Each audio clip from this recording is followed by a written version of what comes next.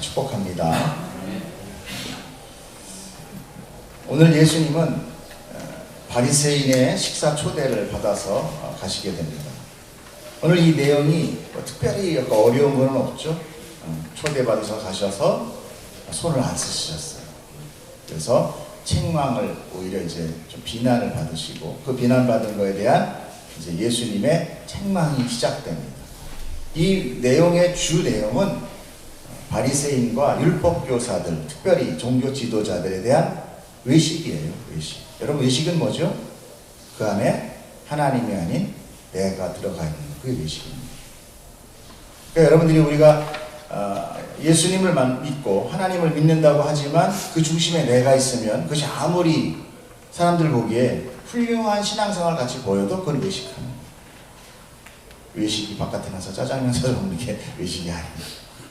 하나님이 중심에 있기를 축복합니다. 계속 우리가 지금 이번 이 11장, 누가복음 11장 엄청 길잖아요. 이 11장을 통해서 계속 보는 게 뭡니까?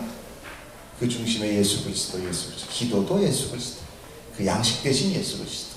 그 지난주에는 뭐였어요? 그 중심에 서 있는 예수님.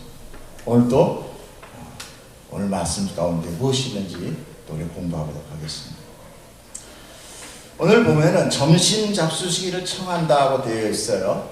그 점심을 잡수시기를 내가 점심 때 가시나 보다 하는데, 사실 그 단어 아리스테세라는 그 단어는 우리가 아는 점심이 아니라 하루의 첫 번째 식사를 가르칩니다. 이게 왜 점심이라고 번역이 됐는지 잘 모르겠지만 분명히 원어를 찾아보면 그렇고, 많은 주석들도 그렇게 해석하고 있어요.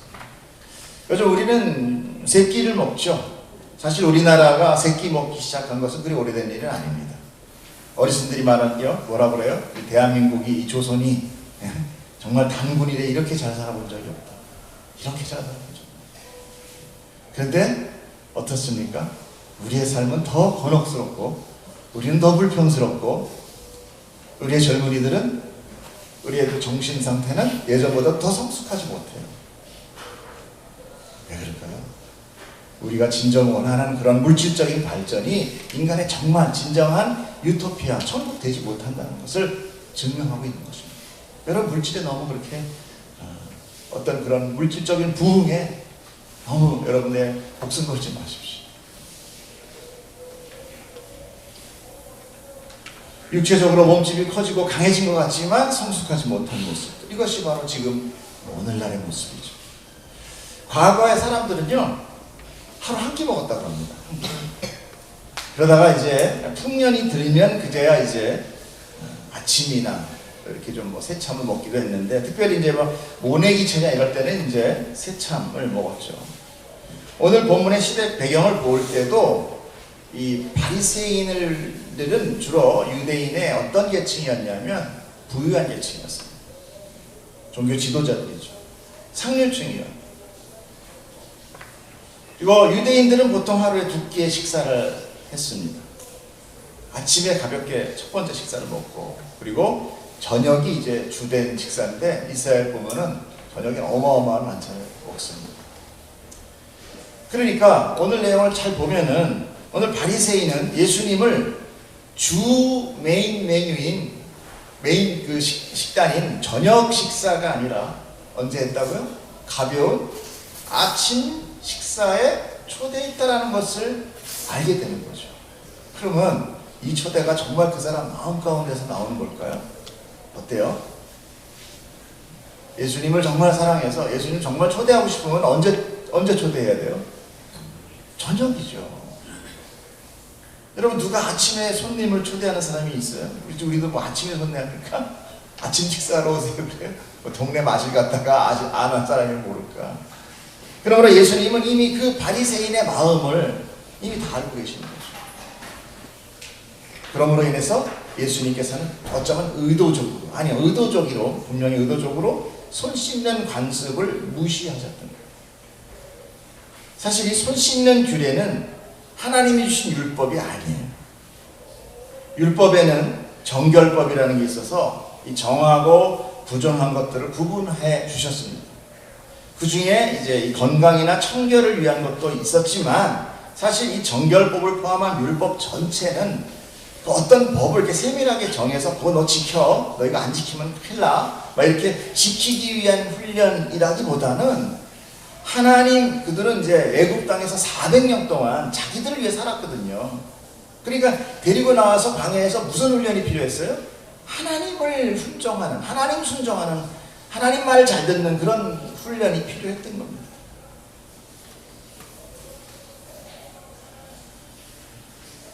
순종을 가리키고 그 순종에 대해서 얼만큼 순복하는가, 이거에 대한 훈련이었어요. 그런데 성경의 수많은 이야기 속에서 보면 결국 사람들은 불순종한 것을 보게 돼요. 이스라엘은 불순종했어요. 그래서 율법은 우리에게 왜 주셨느냐? 물론 그 율법이 필요 없다는 건 아닙니다. 그 율법은 하나님의 법이에요. 하늘나라 가면 여러분 율법대로 사시게 됩니다. 예? 어떠십니까? 마음이. 거기도 또 법이 있어? 통치가 있으면 법이 있는 거죠.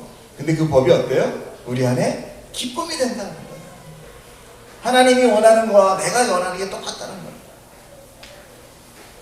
그러면 율법은 우리에게 왜 주셨는가? 로마서를 보면 그 답이 나옵니다. 한번 읽어보세요. 시작. 그러므로 율법의 행위로 그 앞에 의롭다 하심을 얻은 육체가 없나니 율법으로는 뭐라고 한다고요? 죄가 드러나냐. 너 죄인이야. 아, 내가 죄인이구나. 그래서 예수가 필요한 거구나. 여러분 전도해 보십시오. 예수님이 당신을 위해서 사랑하셔서 돌아가셨습니다. 그러면 뭐라 그래요? 그게 나랑 무슨 상관이 있냐. 아, 뭐 우리의 죄를 속하신, 너는 죄인지만 난 그런 죄 전적 없어. 내가 무슨 그런 죽을 죄를 줬어. 우리는 몰라요. 죄가 나에게 정확하게 인지되지 않는 한 여러분 우리는 믿음 가질 수 없어요. 하나님 필요 없어요. 은혜 필요 없어요. 내가 혼자 잘 사는데 무슨 은혜가 필요합니까? 그건 분명히 제가 얘기하는데 그거는 분명히 예수님이에요. 죄가 없으신 분들은 분명히 예수님이십니다. 즉 율법을 통해서 죄로 물든 내가 얼마나 하나님께 순종할 수 없는 존재인지를 깨닫고 오직 은혜만을 붙들게 하기 위한 하나님의 방법. 그럼에도 바리새인들은 어떻게 했느냐? 자기들의 그런 불가능, 자기들의 그 죄성을 오히려 하나님 앞에 고백하고 순종하지 않고 왜곡해서 감추고, 그래서 나는 이 율법을 꼭 잘 지켜서 하나님 앞에 나의 거룩함을 보일 거야, 이런 고집으로 나갔던 자들은. 그래서 주님이 주신 그런 율법 외에도 더 많은 율법들, 더 규례들을 상세하게 만들어서 추가를 했던 거예요. 이것이 이제 장로들의 법이다, 이렇게 하거든요. 그러므로 이 세상에 죄를 깨뜨리게 오신 예수님은 오히려 그들의 그 왜곡된 신앙을 이제 지적하기 위해서 예수님은 의도적으로 손을 씻지 않으셨던 것이죠. 여러분 하나님께서는 우리의 위선을 그냥 놔두지 않습니다. 아, 너 그래? 아니에요. 하나님은 우리의 얕은 꾀를 그냥 간과하지 않습니다. 모르네 이렇지 않아요. 우리는 늘 그럴싸하게 나를 비추고 그럴싸하게 내가 뭔가 멋있는 자, 믿음 있는 자 같이 이렇게 보이려고 노력을 합니다. 그래서 믿음 있는 척, 성경도 좀 아는 척, 이런 호기를 부리죠. 실상 우리는 하나님이나 예수님이나 천국 이런데 솔직히 관심 없어요. 여러분 우리 솔직해지자. 정말 예수님한테 관심 있어서 여러분 여기 오셨습니까? 아니면 내 소망 때문에 오셨습니까? 이러잖아요. 보통 사람들이 죽었다가 살아나면 너무 기뻐해요. 예수 믿고 죽었으면 천국 간 거잖아요. 그러면 여기 오면 슬퍼해야죠. 근데 기뻐해. 다시 산 거에 대한 기쁨. 여기가 좋다는 건가? 그러므로 성경은 우리의 감춰진 위선과 죄를 낱낱이 드러냅니다. 그래서 성경은 매우 역설적이며 도전적이며 공격적이라는 걸 여러분 아셔야 돼요. 하나님은 그냥 그래 사랑하면서 그냥 무기력한 그런 할아버지가 아니에요. 여러분 그렇게 생각하시면 정말 큰일 납니다. 그럼에도 불구하고 사람들은 하나님마저도 내가 믿어줄 수도 있고 또 안 믿을 수도 있는 그런 수동적인 존재라고 생각을 해요. 즉 신앙마저도 즉 자기주도적이라는 거죠. 내중심적이라는 거죠. 그리고 그런 걸 우리 하나님을 뭐라고 얘기하느냐? 우리 하나님은 너무나 인격적이야. 이렇게 비화해버려요. 그리고 서로들 좋아하는. 아니요. 성경은 그렇게 이해하고 있지 않습니다. 하나님은 왕권주의. 왕이 어떤 거예요? 왕의 한마디. 지금 이렇게 우리 문 대통령 같이 이렇게 무능한 뭐 옆에서 막 뭐라 오라 그래도 그냥 왕은 반대하는 자는 즉시 3대가 멸해지는 거예요. 여러분 왕권은 우리는 안 살아봐서 모르잖아요. 왕은 무서운 겁니다. 그러나 그것이 선하신 겁니다. 만약에 하나님이 인간에 의하여, 나에 의하여, 사람들에 의하여 취해지기도 하고 버려지기도 할 수 있는 그런 존재라면 여러분 우리가 그런 하나님을 우리가 믿어야 됩니까? 내가 믿어줄까? 내가 오늘 안 믿어버릴까? 이게 선택될 수 있는 존재. 그렇다면 이건 나보다도 뭐 아래 존재 아니겠습니까? 여러분 그렇지 않습니다. 우리는 하나님의 택함과 버리심에 그저 의존적일 수밖에 없어요. 우리 그걸 명심해야 됩니다.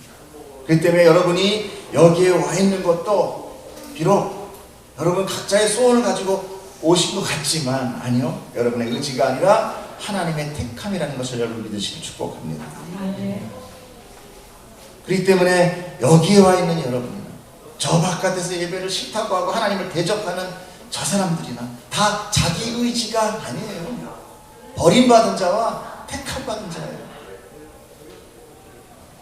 자, 이제 예수님의 생망을 본격적으로 들어가도록 하겠습니다. 39절, 41절까지 읽을게요. 시작. 주께서 이르시되 너희 바리새인은 지금 잔과 대접의 것은 깨끗이 하나 너희 속에는 탐욕과 악독이 가득하다. 어리석은 자들아 겉을 만드시니가 속도 만들지 아니하였느냐. 그러나 그 안에 있는 것으로 구제하라. 그리하면 모든 것이 너희에게 깨끗하리라. 잔이나 대접의 겉은 누구를 위한 거죠? 잔이나 대접의 겉을 화려하게 꾸미는 것 누구를 위한 거예요? 예, 사람이 보기에 좋은 거죠. 그 그릇의 쓰임하고는 사실은 아무 상관은 없습니다. 그래서 내가 보기 좋은 거죠. 그러므로 잔이나 대접의 그 가치는 사실은 그 겉에 무슨 문양이 있냐, 금실했느냐가 중요한 게 아니라 그 안에 뭐가 들었냐가 중요해요. 황금 들었으면 그 바깥에 아무것도 없는 바가지라도 서로 그 바가지 가져주려고 아마 혈안이 되실 것이고, 아무리 바깥에 뭐 금박을 물렸어도 그 안에 죄송합니다 그 똥이 들어있으면 그 가져가세요.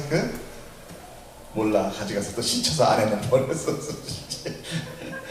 아무 소용없는 거예요. 그 의미는 전혀 그 그릇과 상관없는 거예요. 그건 순전히 사람이 보기 위해 좋은 것이죠. 이렇게 예수님께서 잔과 대접과 그 겉과 속에 대하여 비유하신 것은 사실은 더욱더 특별한 의미가 있다는 것을 여러분 아셔야 됩니다. 하나님께서는 사람을 창조하실 때 어떻게 창조하셨다고 그래요? 하나님의 형상으로 만드시고 그리고 그에게 복을 주셨다라고 창세기 1장에 기록되어 있습니다. 하나님이 자기 형상 곧 하나님의 형상대로 사람을 창조하시되 남자와 여자를 창조하시고 하나님이 그들에게 복을 주시며 하나님이 그들에게 이르시되 생육하고 번성하여 땅에 충만하라. 땅을 정복하라. 바다의 물고기와 하늘의 새와 땅에 움직이는 모든 생물을 다스리라. 그렇게 하셨어요. 그리고 나서 2장으로 넘어가서 좀 더 이제 구체적으로 기록합니다. 그것이 이제 읽어보십시다. 자, 여호와 하나님이 땅에 흙으로 사람을 지으시고 생기를 그 코에 불어넣으시니 사람이 생명이 되니라. 여러분 혹시 창세기 1장에 사람이 창조됐는데 2장에 또 창조됐으니까 하나님이 더블로 창조하셨구나 이렇게 생각하시나요? 큰 오산이십니다. 전체적인 창조가 있고 이제 디테일한 이야기를 시작하시는 거예요. 내가 세상을 창조했어. 그리고 이제 아담부터 이야기하시는 겁니다. 그래서 창세기 나오는 첫째 날, 둘째 날에서 여섯째 날까지가 하나님의 창조 사역이에요. 우리는 언제 살고 있어요? 지금 6일째를 살고 있는 거예요, 여러분이. 6일이 끝난 게 아닙니다. 그리고 하나님은 뭘로 들어가요? 안식일을 이제 준비하고 계시는 거예요. 그리고 나서 이제 창조의 내력이 이러하니 그러면서 이제 디테일한 얘기가 나와요. 그러니까 그 순간부터 계시록까지 이 전체가 6일이에요. 6일. 그 6일의 이야기를 쫙 쓰시는 거예요. 지금. 그리고 이제 마지막 심판 때면 뭐가 돼요? 진정 하나님의 안식이 되는 거예요. 그 구원이에요. 그게. 이미 아셨죠? 네, 헷갈리지 마시라고. 자, 이렇게 여러분 지금 하나님께서 땅의 흙으로 사람을 지으시고 흙으로 이렇게 빚으셨다는 얘기죠. 자, 이렇게 흙으로 빚어서 만든 것을 보면서 우리는 무엇을 연상하게 됩니까? 도공이 흙을 이렇게 빚어 토기를 만드는 것을 연상하게 되죠. 그죠? 네. 그래서 성경 안에 하나님을 토기장이로, 우리 인간을 토기로 비유하는 구절이 아주 많이 나옵니다. 아시죠? 네. 그러므로 오늘 본문에 주님이 말씀하신 이 잔이나 대접은 바로 사람을 비유하고 있다는 것을 우리는 알게 돼요. 그래서 이사야서에 보면은 토기장이가 만든 그릇을 만드니 그릇이 왜 나를 이렇게밖에 못 만드냐고 따질 수 있느냐라는 구절이 있어요. 하나님 마음대로라. 야, 도공도 지 마음대로 만드는데 야, 하나님이 내가 너희들 마음대로 못 만드냐? 여러분 절대 성형수술 하지 말라고 제가 원본 대조한다고 그랬죠? 이거 내가 만든 거 맞나? 이러면서 하나님이 만드신 이 모습 이대로, 제 찬양 그거는 거예요. 그래서 제가 이 모습 이대로가 하나님 영광 받으시는 거예요. 각자의 하나님의 뜻과 영광이 담겨 있는 거예요.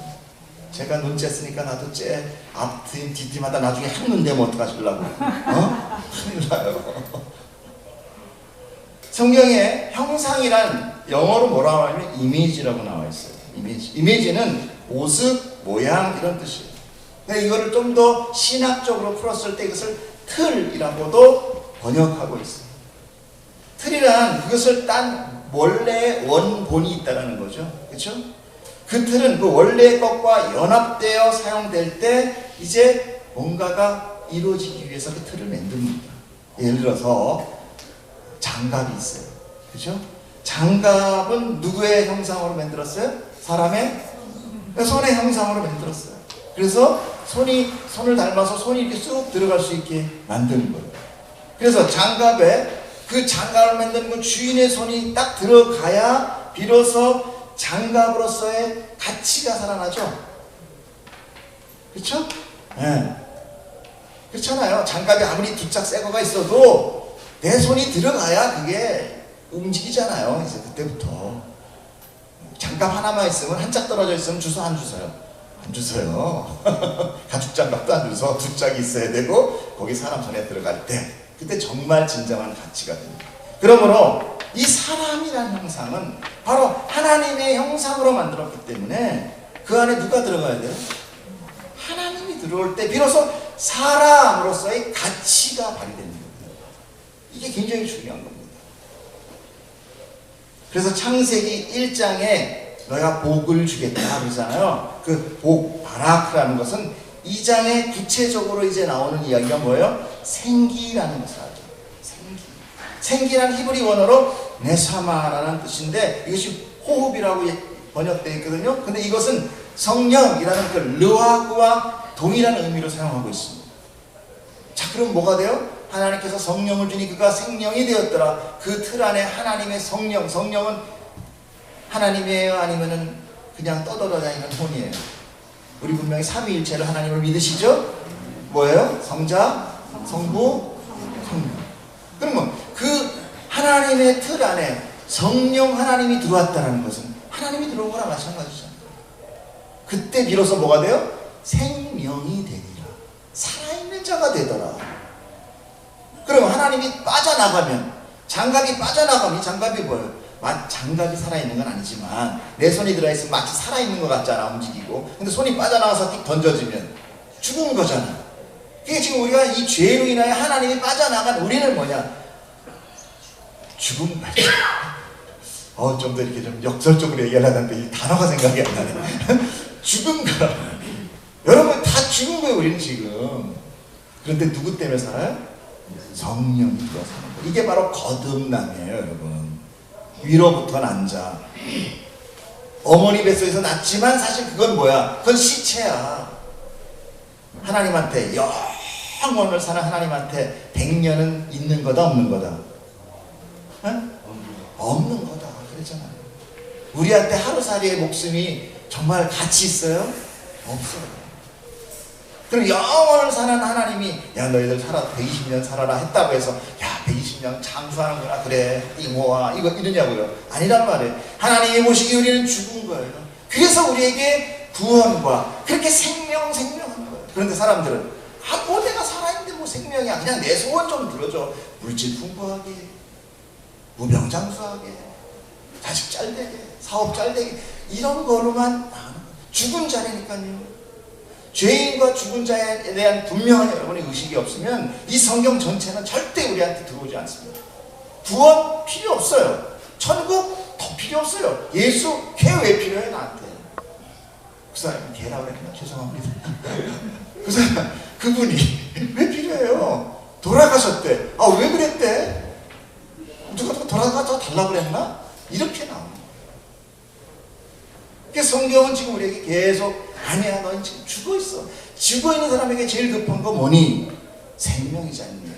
살아야 영광도 있는 거 아니니? 이걸 계속 우리에게 성경을 통해서 알려주고 있는 겁니다.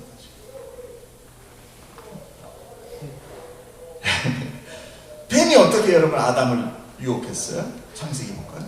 3장 5절 읽어보세요. 시작.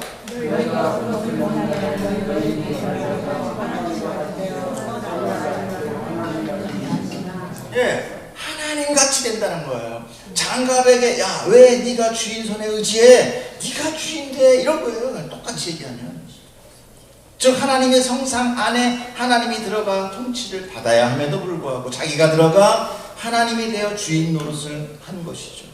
장갑이 주인의 손이 아닌 또 다른 자기가 안에 들어가 있으면 뭐예요? 장갑 포개져 있는 건가 이게? 그거 그 장갑이 재구시를 해요? 못하는 거죠. 그럼 어떻게 해야 돼요? 여러분 장갑이 이상한 게 안에 그 껴있어. 그럼 어떻게 해요? 그 장갑 쓰려면 안에 있는 거를 아 멀쩡해. 가죽이야 가죽 거기다가 칸가루 볼기짝 가죽. 이거 어떻게 버려? 그러니까 안에 있는 거 빼내고 내 손이 들어가면 되는 거잖아요. 바로 그 이야기가 그 다음 얘기입니다. 41절 시작. 그러나 그 안에 있는 것을 구제하라. 그리하면 모든 것이 너희에게 깨끗하리라. 여러분 이 말씀 여러분 이해가 하십니까? 요거 이해가면 전 내려가면 돼요 이제. 더 필요 없어요. 이 말씀이 깨닫게 되길 축복합니다. 자 공동 번역으로 봅시다. 시작. 그릇 속에 담긴 것을 가난한 사람에게 주어라. 그러면 모든 것이 다 깨끗해질 것이다. 비유로 말씀하신데 정확한 얘기를 하고 계시는 거예요. 예수님은 살아계신 진리거든요. 아까 그릇 안에 뭐가 담겼다고 했죠? 내가 담겼다고 그랬잖아.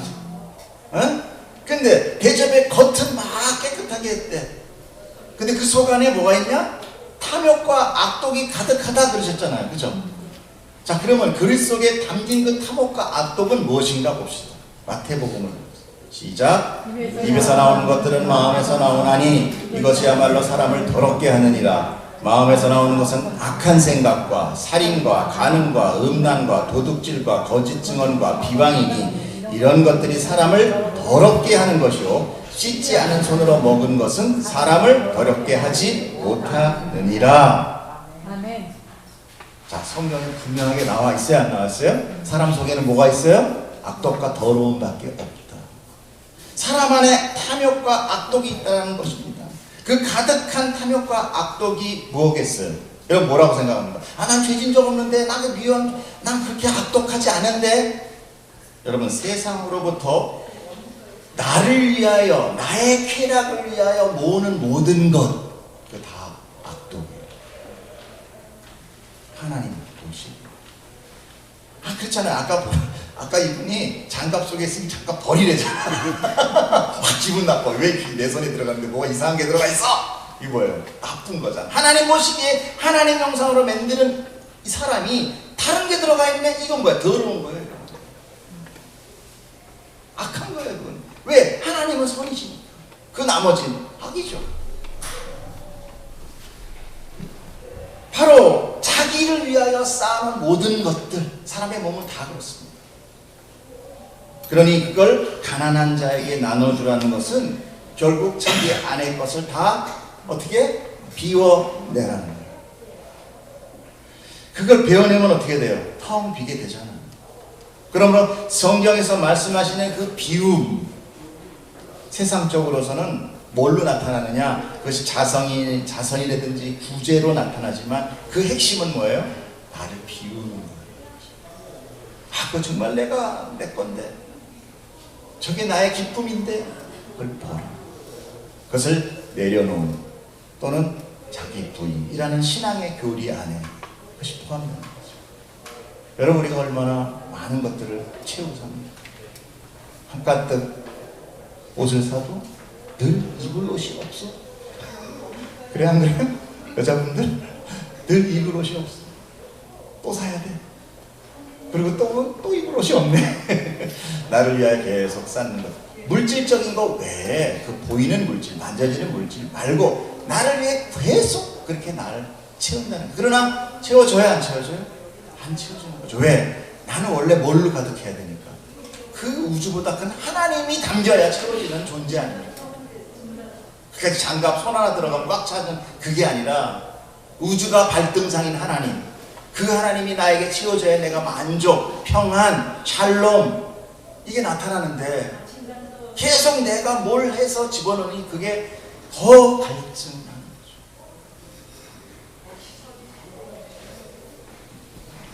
이런 이야기가 누가복음에 또 동일하게 나와요. 이제 성경이 여러분 이제 참 눈이 뜨여야 됩니다. 자, 누가복음 봅시다. 시작. 예수께서 이 말을 들으시고 이르시되 내게 아직도 한 가지 부족한 것이 있으니 내게 있는 것을 다 팔아 가난한 자들에게 나눠주라. 그리하면 나흔에서 내게 보화가 있으리라. 그리고 하시니,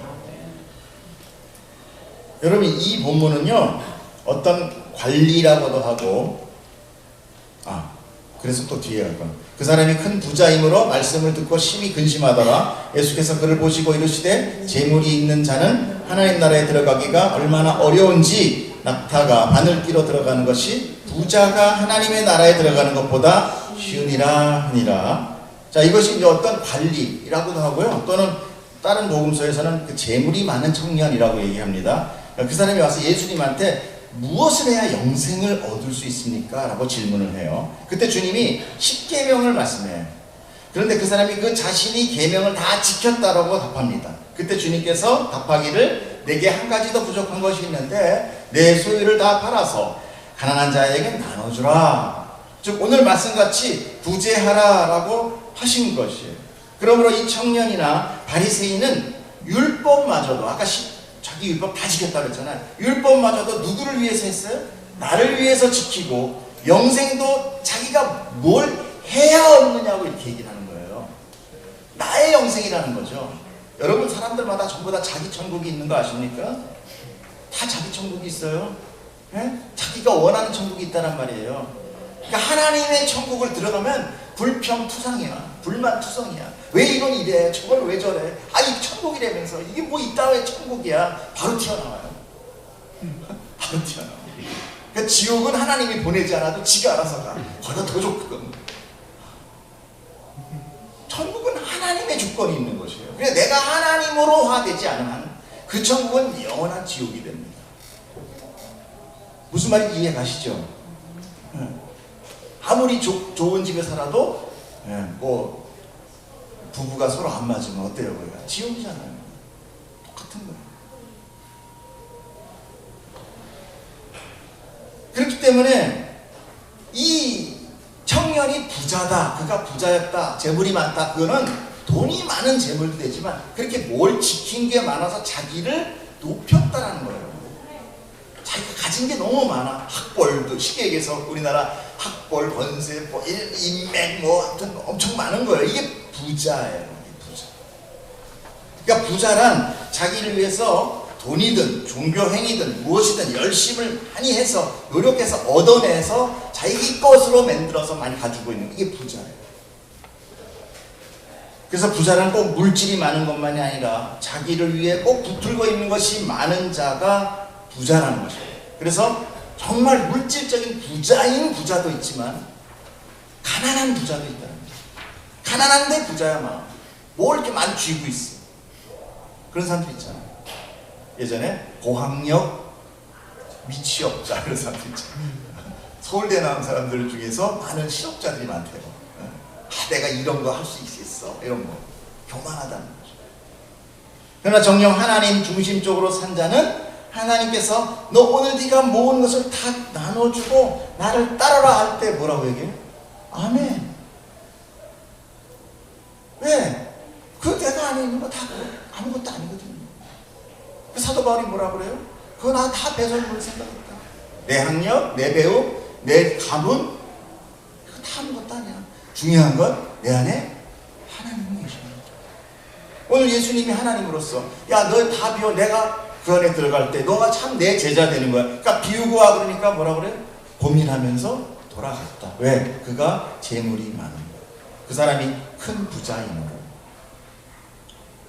그러므로 여러분 낙타가 바늘기로 들어가는 것이 뭐 부자가 하나님 나라에 들어가는 것보다 쉽다고 하는데 부자는 결코 하나님 나라 안 들어가요.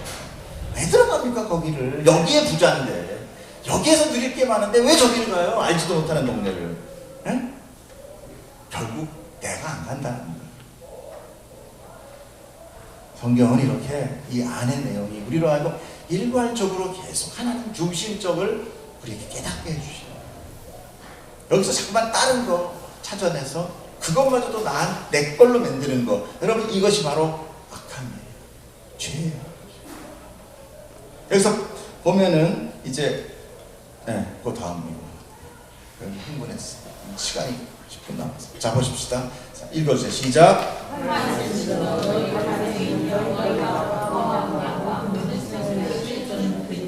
공의와 하나님께 대한 사랑은 버리는도다. 그러나 이것도 행하고 저것도 버리지 말아야 할지니라. 화있을 진저 너희 바리새인이여 너희가 회당의 높은 자리와 시장에서 문안 받는 것을 기뻐하는도다. 화있을진저 너희여 너희는 평토장한 무덤 같아서 그 위를 밟는 사람이 알지 못하느니라.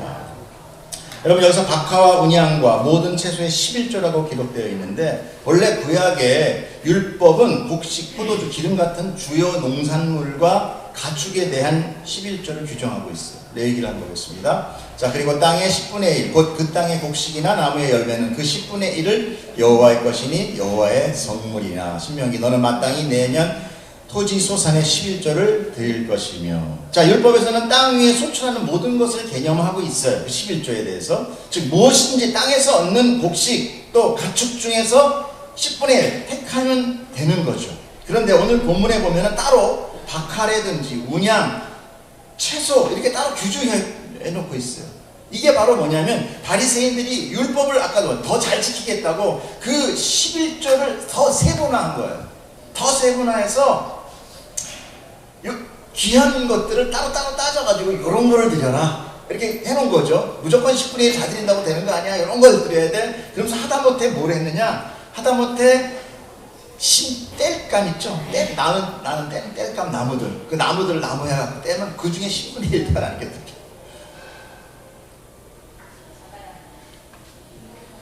이런 것들이 장로들의 법칙이고 이런 것들이 이제 왜곡된, 성경이 왜곡된, 하나님의 말씀이 왜곡된 바로 그 결과들이에요. 원래 율법은 미시나라고 불러요.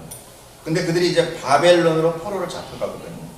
바벨론 포로를 잡혀가니까 우리가 왜 거룩한 선택받은 백성이 왜 옆 나라에게 이렇게 우리가 이렇게 포로로 노예로 잡혀가야 되나 이걸 고민을 하게 됩니다.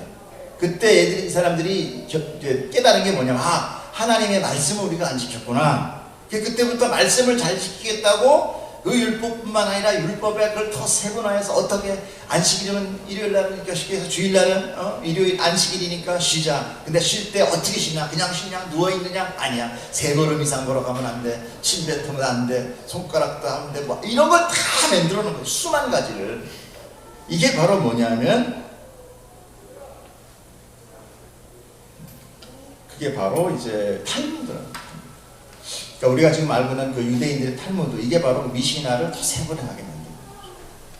그러므로 예수님은 그런 바리새인들에게 그래 너희가 그렇게 잘 해보겠다고 한 것까지는 좋다. 그러나 정작 중요한 하나님을 향한 감사와 사랑은 없구나. 형식과 종교적인 그런 교만에 높여지는, 너가 높아지는 그 교만으로, 그 종교적인 행위로 인하여 내가 높아지는 것에 너무 중점만 두고 있고 라고 오늘 비판하십니다. 여러분 사실 11조란 소유의 10분의 1이라는 의미가 여러분 아닙니다. 여러분 계속 자꾸만 그 자판기 두드리지 마세요. 10분의 1.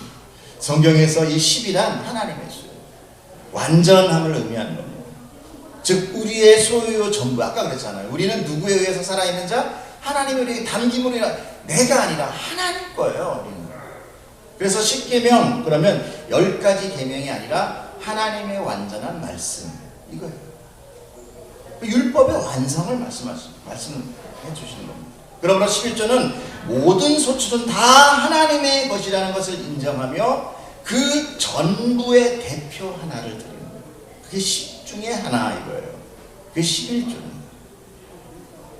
즉 나의 전부는 하나님의 것입니다 라고 고백하며 그 증표로, 대표로 하나를 드리는 거죠. 그 하나는 나머지 전부를 포함합니다. 그런 본뜻은 무시된 채 11조의 형식만을 지키겠다는 그런 열이 오히려 본질을 잃어버리게 된 거죠. 그래서 종교의 형식은 이렇게 늘 종교를 타락시킵니다. 여러분 형식은 좋은 거예요. 형식은 그릇입니다. 그 그릇 안에 무엇이 담기는 게 중요한 건데 너무 그릇을 중요시하다 보면 그 안이 뭐가 들어있는지 모릅니다. 우리가 지금 오늘날 교회 안에도 이런 것들이 얼마나 많은 형식들이 그 본질보다 더 주인 노릇하고 있는지 모릅니다. 그것이 교만으로 나타나서 회당의 높은 자리, 시장에서 문안받는 것, 이런 거를 하는 거예요. 특별히 아직까지도 종교지도, 특별히 우리나라는 어때요? 유교적인 사상이 있어서 늘 스승한테는 잘해야 되는 이런 개념이 있습니다. 어른한테 잘. 이거로 인하여 너무 과하게 목사님들이 이렇게 그렇게 숭배되고 있는 게 있습니다. 뭐라고 얘기해도 아멘. 여러분이 깨어있어야 되자 눈을 얘기하십니다. 목사는 여러분들이 성경을 잘 볼 수 있도록 풀어주는 자고 그런 거지, 목사가 여러분들의 구원을 이뤄주거나 여러분을 거룩한 삶으로 인도하는 그런 사람이 아닙니다. 하나님은 나와 1대1의 관계입니다. 누가 대신해 주는 게 아니에요. 우리 아버지가, 우리 어머니가, 우리 할머니가 평생 하나님한테 기도했으니까 나는 천국 가겠지도 전혀 달라요. 여러분이 하나님과 하나 될 때, 그래서 여러분이 참 이 성경을 깨닫고 하나님을 알고 예수 그리스도에 관심을 갖고 그분이 나에게 주시겠다는 그 언약이 뭔지, 여러분 사랑하는 애인이 나한테 언약했다는데 도대체 그 언약이 궁금하지 않으세요? 그리고 예수님 그 신랑이 다시 오신다는데 아무도 관심이 없어. 신부가 아무도 관심이 없어. 우리 딸은 그냥 다음 주에 결혼하는데 벌써 들어가 살아. 집 샀다고. 근데 우리는 예수님이 온다는데 전혀 관심이 없어. 오늘 올까? 오늘 빨리 오세요. 여러분이 우리가 제일 중요한 것은 인간이 살아가는 어떤 이 세상의 기준이 아니라 하나님이 말씀하시는 것 딱 한 가지, 생명, 그리고 이 죄로 물들은 여기서 내가 죄인으로 드러나 하나님 앞에 구원받는 것. 여러분 이것이 가장 시급하고 가장 중요한 거예요. 여러분 아무리 인생 살면서 권세 권력을 누려봐야 몇 년이에요? 100년? 그걸 위해서 여러분들이 이렇게 오셔서 이 소중한 시간을 보내십니까? 여러분, 하나님이 우리에게 말씀하시는 그 내용의 참 진리와 생명이 무엇인지를 깨닫기를 축복합니다. 오늘 여러분은 하나님이 들어가야 되는 하나님의 형상으로 지으셨다는 것을 여러분 기쁘게 여기셔야 됩니다. 나는 장갑이 아니었구나. 나는 하나님이 들어가는 형상이었구나. 맞아, 나의 주인은 하나님이야. 하나님이 나한테 들어올 때 나는 참 인간으로서, 사람으로서의 가치가 있는 거야. 그 어떤 것도 아니야. 내 안에 있는 모든 것들 다 내어버릴 거야. 할렐루야. 축복합니다. 오늘도 주님께서 여러분 안에 계실 줄 믿습니다. 기도하겠습니다. 사랑하는 하나님 아버지, 우리의 왜곡된 신앙을 아버지 붙들어 주시옵시고, 성령님 우리로 하여금 깨닫게 하셔서 우리로 하여금 허상을 쫓는 자들이 아니라 참 신앙, 참 생명, 그 하나님의 나라를 소망하는 저희 되게 하여 주시옵소서. 이 세상에 있는 모든 진리들이 우리를 혼탁하게 하고 만들고 있지만 가장 중요한 것은 하나님의 진리, 하늘의 진리인 것을 아오니 아버지, 우리가 그 하늘의 진리 붙들고 나아가는 산자 되게 하여 주시옵소서. 감사하며 예수님 이름으로 기도드렸사옵나이다.